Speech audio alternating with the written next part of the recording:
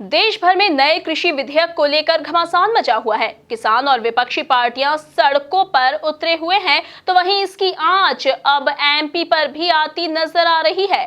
पिछले दिनों इंदौर में कांग्रेसी नेताओं के विरोध प्रदर्शन के बाद अब भाजपा नेताओं ने कांग्रेस पर जुबानी हमला बोलते हुए कृषि सुधार विधेयक को किसान हितैषी बताया है।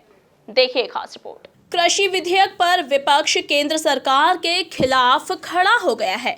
विधेयक के पारित होने के बाद से ही देश के अलग अलग हिस्सों से विरोध प्रदर्शन की खबरें लगातार आ रही हैं। वहीं बीजेपी के नेता लगातार बिल के पक्ष में केंद्र सरकार का बचाव करते नजर आ रही हैं।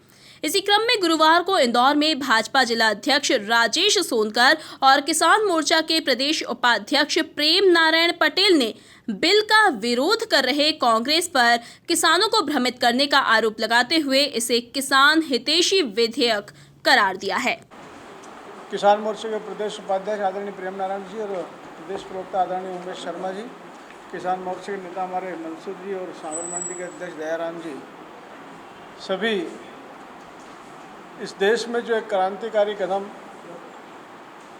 किसान भाइयों के हित में जो बिल देश की संसद में पास हुआ है, निश्चित रूप से ये केंद्र सरकार का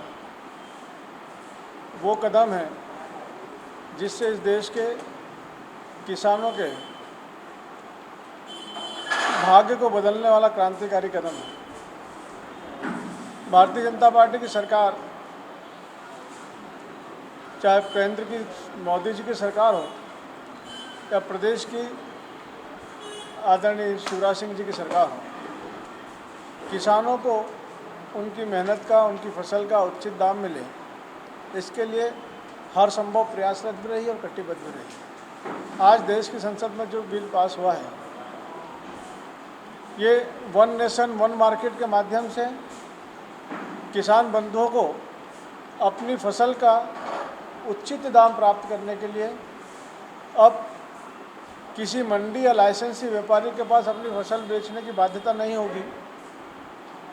वो अपनी स्वेच्छा से अपनी फसल का उचित दाम प्राप्त करने के लिए देश के किसी भी प्रदेश में किसी भी मंडी या किसी भी व्यापारी या बड़ी कंपनी से अनुबंध भी कर सकता है, उसके साथ भागीदारी भी कर सकता है और साथ ही उसको यह पूरा अधिकार होगा कि अगर उस अनुबंध को किसी कारण से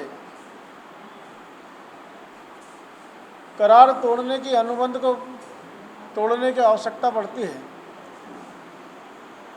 तो वो उस करार को तोड़ भी सकता है, उसका पूरा अपना अधिकार होगा।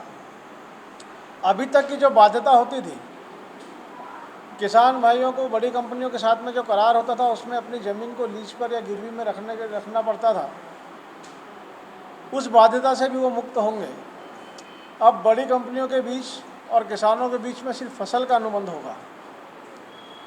ये सब ऐसे क्रांतिकारी कदम हैं जिसमें निश्चिंतता के साथ में किसान पूरे देश में अपना व्यापार और अपना व्यवसाय कर पाएंगे। किसान मंडियों को उनकी फसल का उचित दाम भी मिलेगा, सुरक्षा भी मिलेगी। देश के किसी भी मार्केट में व्यापार करते समय अगर किसी प्रकार का भी डिस्प्यूट होता है, कोई विवाद होता है, तो केंद्र सरकार उसके लिए नेशनल एजेंसी का गठन करेगी, जिसके माध्यम से 30 दिन की समय सीमा के अंदर उस विवाद का निपटारा किया जाए। किसान भाई मंडी के अलावा अन्य क्षेत्र में भी, अन्य प्रदेश में भी, अगर किसी भी प्रदेश में वो अपनी फसल लेकर जाते हैं और किसी कारण से उसको सही दाम नहीं मिल पाता है, तो ऐसी परिस्थिति में उसी प्रदेश में अपनी फसल को सुरक्षित भंडारण करने के लिए, कोल्ड स्टोर में रखने के लिए, वेयर हाउस में रखने के लिए संबंधित प्रदेश की सरकार उसका सहयोग करेगी, उसका मदद करेगी। जब उसको लगता है कि मुझे उचित दाम मिल रहा है, सही दाम मेरी फसल का मिल रहा है, तब वो अपनी स्वेच्छा से उस फसल का बाज़ार में बेचने का काम कर सकता है। ये एक ऐसा कदम है जो देश के किसानों के भाग्य को बदलने वाला है। ऐसे समय में कांग्रेस जैसी पार्टी किसानों को बरगलाने का, जैसा उनकी नियति है, उनका काम करने का अपना तरीका है।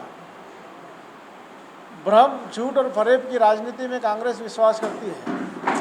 अभी भी कई प्रकार की भ्रांतियां किसान भाइयों के बीच में पैदा करने का वो प्रयास कर रही हैं। एमएसपी को लेकर मैक्सिमम सपोर्ट प्राइस समाप्त कर दिया जाएगा, जबकि इस बिल से एमएसपी का कोई संबंध नहीं है। माननीय प्रधानमंत्री जी ने आज से 3 दिन पहले भी जो हमारी मुख्य फसलें हैं उस पर एमएसपी को बढ़ाकर सीधे सीधे किसान भाइयों को उसका लाभ देने का काम किया है। इस प्रकार और भी कई भ्रांतियां कांग्रेस की सरकार फैलाने का काम कर रही है, जबकि एक समय में agriculture produce marketing committee act में बदलाव करने की बात स्वयं कांग्रेस करती थी, उनके राष्ट्रीय नेता राहुल गांधी जी करते थे। और 2019 के चुनावी घोषणा पत्र में भी उन्होंने वादा किया था कि हमारी 12 प्रदेशों की सरकार, जिस समय उनकी 12 प्रदेशों में सरकार थी, वह हम APMC एक्ट में संशोधन करेंगे। आज उसी सुधार को, उसी संशोधन को लागू करते हुए केंद्र सरकार ने इस बिल को पास किया है, तो उनके पेट में दर्द हो रहा है। कांग्रेस बोलती क्या है और करना क्या चाहती है वो खुद तय नहीं कर पाते। मैं समझता हूँ कि इस समय केंद्र की सरकार ने जो किसान हितैषी बिल पास किया है, निश्चित रूप से इसका लाभ पूरे देश के किसानों को मिलेगा। माननीय प्रधानमंत्री जी पहले दिन से ही किसानों से किए गए हर वादे को पूरा करने का काम कर रहे हैं, और ये इस बात का उदाहरण है कि यूपीए की सरकार में जब 12,000 करोड़ रुपए का प्रावधान कांग्रेस की सरकार में था, उसे मोदी जी की सरकार में 1,34,000 करोड़ रुपए हमने किसान भाइयों के हित में बजट में इसको बढ़ाने का काम किया है। वहीं किसान सम्मान निधि का जिक्र करते हुए भाजपा जिला अध्यक्ष राजेश सोनकर ने केंद्र और राज्य की भाजपा सरकार को किसान हितैषी बताया। किसान सम्मान निधि के माध्यम से भी मझोले और छोटे किसान भाइयों को 6,000 रुपये सम्मान निधि का काम केंद्र की सरकार ने पहली बार, मोदी जी ने इस कदम को उठाया है। और अब प्रसन्नता की बात है कि उसी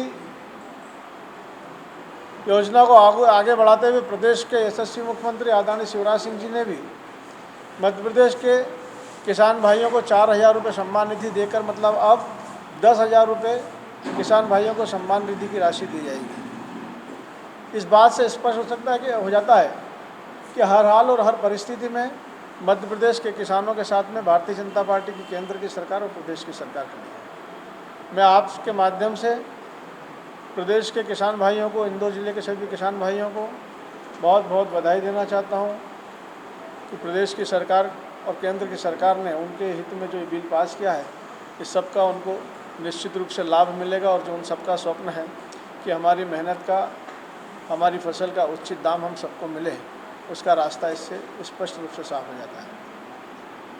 वहीं बीजेपी किसान मोर्चा के प्रदेश अध्यक्ष प्रेम नारायण पटेल ने कहा कि किसानों के हित में मोदी सरकार द्वारा पारित किए गए इन तीनों विधेयक से कांग्रेस बौखला गई है, इसीलिए इस पर झूठ और भ्रम फैला रही है। सम्मानीय जिला अध्यक्ष आदरणीय राजेश सोनकर साहब, प्रदेश प्रवक्ता आदरणीय उमेश जी, हमारे मीडिया प्रभारी आदरणीय तिवारी जी, बंधुओं, कुल मिला के जो कांग्रेस हमारे केंद्रीय सरकार द्वारा एक ऐतिहासिक निर्णय जो किसानों के लिए लिया गया है और 3 विधेयक पारित किए गए हैं, उसके कारण कांग्रेस तिलमिला गई है और पूरे देश में एक अलग ही प्रोपेगेंडा फैला रही है, जिसका मैं एक सरल भाषा में आपको बताना चाहता हूँ कि 3 विधेयक में पहला विधेयक कृषि उत्पाद व्यापार एवं वाणिज्य विधेयक, उसमें ये प्रावधान किया गया है सीधे सरल शब्दों में कि किसान का जो माल है, आज अगर मेरा माल है, मैं मेरे स्थानीय गांव के या गांव के पास कस्बे के व्यापारी को अगर बेचना चाहता हूं था या छोटे व्यक्ति को बेचना चाहता तो नहीं बेच सकता था, मंडी में ही वो माल बेचना पड़ता था। इसमें केंद्रीय सरकार ने फ्री कर दिया कि अब कोई भी चाहे वो कोल्ड स्टोर वाला माल खरीद सकता है, जिसका सरकारी पंजीयन वो है, स्थानीय कोल्ड स्टोर है, उसमें भी अपना माल, मैं आलू या अपनी सब्जी वहाँ पर रख सकता हूँ, बेच सकता हूँ। मेरा गेहूँ जो है हमारा छोटे व्यापारी है, उसको वहाँ पर बेच सकता हूँ। जो वेयर हाउस, जिनके पास वेयर हाउस का लाइसेंस है, वो भी हमारा माल खरीद सकता है। केवल एक मंडी में ही जाके सरकार को माल बेचना पड़ता था, वो माल अब कहीं भी हम बेच सकते हैं, जिसके कारण किसान को लागत में कमी आएगी। उसको इंदौर जैसी जगह या बाहर जितनी दूर की जगह है वहाँ पर उसका जो परिवहन का खर्च है, बाकी जो है वो सब बचेगा और उसको वहाँ पर सुविधा होगी और अपना माल तुरंत बेच सकेगा। दूसरा विधेयक है कि उसमें मूल्य आश्वासन विधेयक, कृषि सेवा विधेयक, उसमें यह है कि कॉन्ट्रैक्ट फार्मिंग का नाम जो अपन भाषा में कहते हैं कि जो किसान अगर माल बेचेगा तो उसका मूल्य पहले ही निर्धारण हो जाएगा। अभी तक क्या होता था, मैं एक साधारण भाषा में, मेरी जो हम लोग खुद भुक्तभोगी हैं, मैंने धनिया बोया मान लो, तो मैंने धनिया बोया और कोई व्यापारी आया और उन्होंने कहा कि भाई मैं आपका ये धनिया खरीदना चाहता हूँ। मैंने कहा ठीक है, उसने मेरा धनिया खरीद लिया। अब खरीदने में उसने ये बोला कि भाई इतना आपका ये पैसा होगा। मैंने कहा ठीक है। अब वो मंडी में गया है, वो बाहर भेजा या बॉम्बे भेजा, कहाँ भी धनिया बेचा, उसको घाटा हुआ तो वो पलट के ही नहीं आया उसका। तो इसमें कॉन्ट्रैक्ट फार्मिंग में ये है कि वो तय हो जाएगा और कॉन्ट्रैक्ट हो जाएगा कि भाई मेरा जो धनिया है 1 बीघे का आप 1 लाख रुपए में लेना चाह रहे हो, 2 लाख रुपए में लेना चाह रहे हो, तो फिर उसको चाहे घाटा हो या कुछ भी वो बदल नहीं पाएगा, वो मुझे किसान को वो पैसा देना ही पड़ेगा उसको। मतलब तो ये कॉन्ट्रैक्ट फार्मिंग का मतलब ये है कि जहाँ भी मेरा चाहे गेहूँ बिकेगा, अभी कुछ लोग किसान, एक व्यापारी को आपने पढ़ा होगा, बीच में भी आप लोगों की मदद से भी व्यापारी भी पकड़ा है कि जिन्होंने किसानों को माल खरीद लिया लेकिन पैसा नहीं दिया, उनकी जो है जब्ती भी फिर बाद में हुई और अभी भी मंडी वगैरह में कहीं ना कहीं वो पैसा। तो कोई भी व्यापारी लेगा, चाहे गेहूँ लेगा, चाहे वो सब्जी लेगा, चाहे धनिया लेगा, तो उसका एक कॉन्ट्रैक्ट बनेगा और उसके कारण खेती भी अगर हमारा किसान किसी को देगा, चाहे वो अभी तो किसान को ही कॉन्ट्रैक्ट पे देता है कि भाई आज 10,000 रुपये बीघे में मेरा खेत आपका साल भर के लिए मैं दे रहा हूँ, कि 20,000 रुपये बीघे में 2 बीघा खेत दे रहा हूँ। तो अब इसमें कॉन्ट्रैक्ट होगा और नियम कानून कायदे के तहत वो होगा कि कोई भी जो कॉन्ट्रैक्ट पे खेती लेने वाला व्यक्ति बदल नहीं पाएगा, उसको पैसा उसको देना ही पड़ेगा। इसके कारण किसान का शोषण नहीं होगा। तीसरा विधेयक। वहीं भाजपा प्रवक्ता उमेश शर्मा ने किसान कर्ज माफी को लेकर पूर्व मुख्यमंत्री कमलनाथ पर हमला बोला। सजलिया का बयान भी है और इसके पहले कमलनाथ जी की पेन ड्राइव भी है। पेन ड्राइव तब जारी करना पड़ती है कि जब किसान संतुष्ट नहीं है।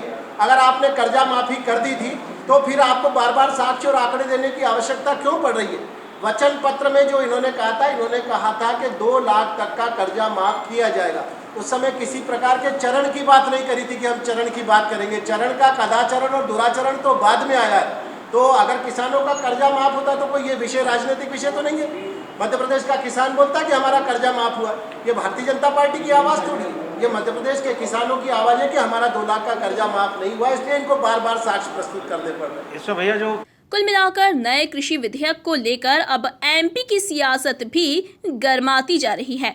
एक तरफ कांग्रेस ने जहां इसके खिलाफ प्रदेश भर में चरणबद्ध आंदोलन करने का ऐलान किया है, वहीं भाजपा नेता लगातार बिल के बचाव में बयान दे रहे हैं।